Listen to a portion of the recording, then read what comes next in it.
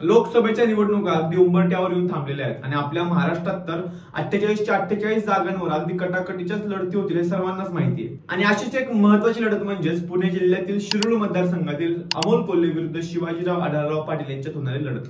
याच लढतीवर आज आपण या व्हिडिओमध्ये बोलणार आहोत। ही लढत का महत्त्वाची आहे त्यासोबतच माझ्या मते या मतदारसंघामध्ये कोणता उमेदवार निवडून येऊ शकतो हे देखील मी या व्हिडिओच्या शेवटी सांगणार, त्यामुळे व्हिडिओ शेवटपर्यंत नक्की बघा। आणि अशीच नवीन विषयांवर आपण आपल्या मराठी भाषेत या चॅनलवर नेहमीच बोलत असतो, त्यामुळे चॅनलवर नसाल तर चॅनलला नक्की सबस्क्राइब करा, व्हिडिओ शेवटपर्यंत नक्की बघा। जय शिवराय, मी अनुपम अंकुश कुंभार, एक मराठी माणूस। शिवाजीराव आढळराव पाटील यांनी राष्ट्रवादीमध्ये म्हणजेच अजित पवारांच्या राष्ट्रवादीमध्ये ज्यावेळी प्रवेश केला त्याचवेळी हे निश्चित झालं होतं की इथून राष्ट्रवादीचं तिकीट हे आढळरावांना भेटेल आणि महाविकास आघाडीतून इथे असतील शरदचंद्र पवार यांच्या राष्ट्रवादीतले अमोल कोल्हे। आता बघायला गेलं तर हीच लढत मागच्या वेळी देखील झाली होती, अमोल कोल्हे विरुद्ध शिवाजीराव आढळराव पाटील, पण त्यावेळी समीकरण वेगळी होती। त्यावेळी समीकरण अशी होती की अमोल कोल्हे होते राष्ट्रवादीमधून, ज्यामध्ये अजित पवार शरद पवार हे एकत्र होते, आणि शिवाजीराव आढळराव पाटील हे होते शिवसेनेकडून, ज्या शिवसेनेमध्ये उद्धव बाळासाहेब ठाकरे त्यासोबतच एकनाथ शिंदे हे देखील एकत्र होते। हीच समीकरण आताची लोकसभा येऊपर्यंत पूर्णपणे बदलली आहेत आणि ही समीकरण इतकी वाईट बदललेली आहेत की ज्या अमोल कोल्हेंच्या प्रचारासाठी अजित पवार स्वतः जाऊन आढळरावांवर टीका करत होते, तेच अजित पवार आता आढळरावांची बाजू घेऊन अमोल कोल्हेंच्या विरोधात शिरूरमध्ये अमोल कोल्हेला पाडण्याची त्यांना चेतावणी देत आहेत। आता महाराष्ट्रातलं राजकारण म्हणजे काहींच्या डोक्यावरनं अगदी पाणीच हे मी समजू शकतो, पण हो, शिरूरमध्ये यंदा राष्ट्रवादी विरुद्ध राष्ट्रवादी आपल्याला पाहायला भेटणार आहे। तर चला जाणून घेऊया कुणाचं पारड जड आहे, आढळराव की कोल्हे। 2019 मधल्या निवडणुकीमध्ये अमोल कोल्हेनी खूप जास्त मताधिक्याने विजय मिळवला। आढळरावांना वाटलं देखील नव्हतं की सलग 3दा आपण खासदार म्हणून निवडून आलो आणि याच मतदारसंघामध्ये आपण इतक्या मोठ्या मताधिक्याने हरू देखील शकतो। पण त्यानंतर समीकरण बदलली, शिवसेना, राष्ट्रवादी आणि काँग्रेस यांनी महाविकास आघाडी स्थापन केली आणि महाराष्ट्र सरकार स्थापन केलं, आणि या कारणामुळे सर्वांना असं वाटत होतं की आढळराव पाटील आणि अमोल कोल्हे यांना शिरूरमध्ये एकत्रच काम करावं लागतंय की काय। पण समीकरण परत एकदा बदलली, एकनाथ शिंदे यांनी बंड केलं आणि महाराष्ट्रामध्ये संपूर्ण सरकार बदललं। अशा वेळी एकनाथ शिंदेसोबत उद्धव बाळासाहेब ठाकरे यांची साथ सोडून आढळराव पाटील गेले शिवसेनेसोबत महायुतीमध्ये, आणि खर तर त्याच वेळी असा अंदाज लागला होता की महायुतीमधून तिकीट भेटावं म्हणून आढळराव पाटील शिंदेसोबत गेलेले आहेत आणि आता अमोल कोल्हे विरुद्ध आढळराव पाटील ही लढत पुन्हा एकदा बघायला भेटणार आहे। पण परत काही महिन्यांनी समीकरण बदलली, अजित पवार यांनी त्यांचा काही गट घेऊन परत महायुतीमध्ये गेले आणि त्यावेळी खरं सांगायला गेलं तर पहिल्या दिवशी अमोल कोल्हे देखील अजित पवार यांच्या सोबत होते, आणि नंतर काही दिवसांनी अमोल कोल्हेंनी आपली बाजू मांडली आणि आम्ही शरद पवार यांच्या सोबत जाऊ असं त्यांनी स्पष्ट केलं। पण अशा वेळी अजित पवारांना हे अजिबात आवडलं नाही आणि काही महिन्यात स्वतः अजित पवारांनीच अमोल कोल्हे यांना चॅलेंज केलं की शिरूरमध्ये तू कसा निवडून येतो हे मी बघतोच। मग अशा वेळी अजित पवार स्वतःचा कोणता दुसरा उमेदवार देतील की आढळराव पाटील यांना राष्ट्रवादीमध्ये घेतील, या सर्व गोष्टींना चर्चा आली होती। तसं झालं देखील, आढळराव पाटील यांनी गेल्या काही दिवसांपूर्वीच राष्ट्रवादीमध्ये प्रवेश केला आणि जवळपास आपली उमेदवारी निश्चित केली। आता यावेळी यांच्यात लढत खूप जास्त कटाकटीची होईल नक्कीच।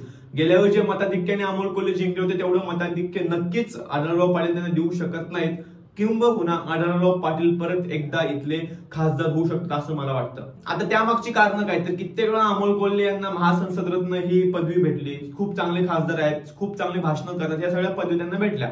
पण हो, ते फक्त भाषण देऊ शकतात, ते गावागावात येऊन लोकसभा मतदारसंघामध्ये फिरून लोकांची कामं करतात का, लोकांना भेटतात का, यावर सर्वांनीच प्रश्नचिन्ह उभा होता। अगदी विरोधक त्यांच्यावर अशा देखील टीका करतात की अमोल कोल्हे हा एक गायब खासदार आहे। आता याउलट आढळरावांवर देखील खूप जास्त टीका केल्या जातात, कारण की 3दा सलग खासदार होऊन देखील तुम्ही या प्रभागामध्ये काहीच चांगलं कामगिरी केली नाही सर्वांनाच वाटत होतं। या प्रभागामध्ये जी काही विकसनशीलता आहे ती विकसनशीलता न वापरता तुम्ही फक्त तुमच्या पुरता पैशांपुरता वापर करून घेतला, तुम्ही फक्त खिसे भरले, अशा अनेकांनी टीका आढळरावांवर केल्या।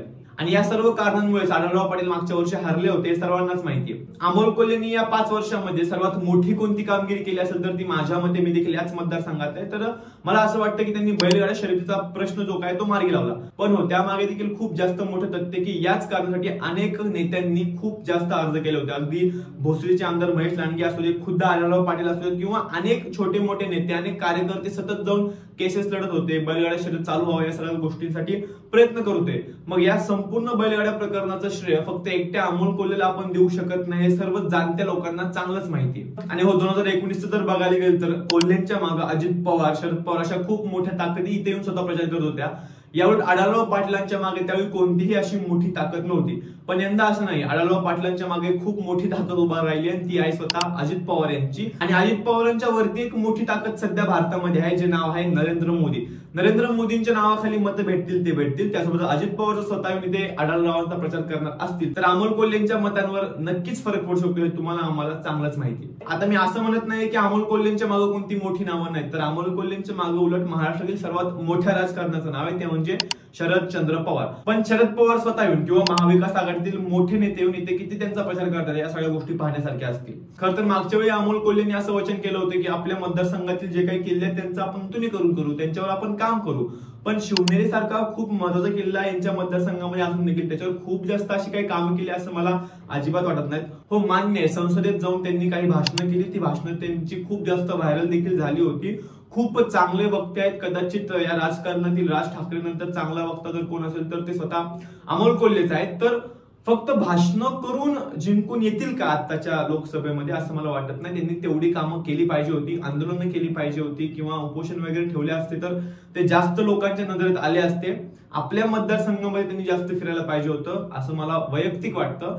आणि याउलट आढळराव पाटील यांच्यावर केलेल्या टीका त्या तशाच परत एकदा करू शकतात, कारण की आढळराव पाटलांनी 3 टर्म मध्ये तेवढी कामं केलीत असं देखील मला वाटत नाही, कारण की स्थानिक नेत्यांनीच हा संपूर्ण मतदारसंघ वाढवलेला आहे असं माझं वैयक्तिक मत आहे. मग अगदी जे काही आमदार असतील किंवा या प्रभागातील जे काही नगरसेवक असतील त्या नगरसेवकांनी त्या आमदारांनी आपापला प्रभाग धरून धरला, त्यामुळे हा संपूर्ण शिरूर मतदारसंघ प्रगत झाला असं माझं वैयक्तिक मत आहे. तर हे जे वरती खासदार बसले होते अगदी शिवाजीराव आढळराव किंवा असतील किंवा अमोल कोल्हे देखील असतील, या दोघांनी वैयक्तिक पद्धतीने या संपूर्ण मतदारसंघामध्ये किती लक्ष घातले याच्यावर नक्कीच एक खूप मोठा प्रश्नचिन्ह आहे. तर या दोघांना नेमकं मतं कोण करतील, तर हो अमोल कोल्हेंना खूप मोठा तरुण वर्ग जोडला गेलेला आहे.